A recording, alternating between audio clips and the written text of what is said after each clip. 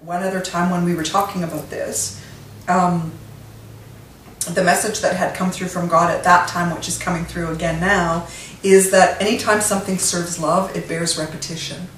So things continue and stay and just become more concentrated as part of the laws affecting different forms of matter because they fulfill the purpose of love. If they don't fulfill the purpose of love, they no longer exist.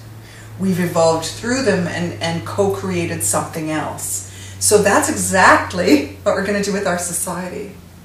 We're going to evolve through this non-evolved society that doesn't fulfill love, wherever it doesn't fulfill love. We're going to keep the parts that do, and we're going to evolve forward into something that is more true to our purpose. This is a really, really, really important thing for people to understand, because there's a lot of fear out there right now as things are so topsy-turvy and feeling like they're going to tumble. And I think we're on the cusp of very many of the sort of institutions that run our world crumbling because they're not sustainable.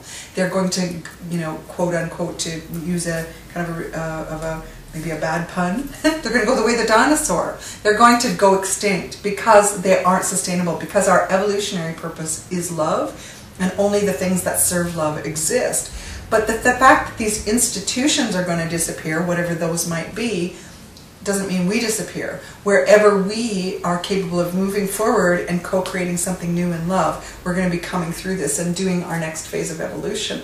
So there's a huge cosmic sense of evolutionary comfort in that you can access when you realize that you're more than this limited lifetime that's dealing with the particular stresses of today's life.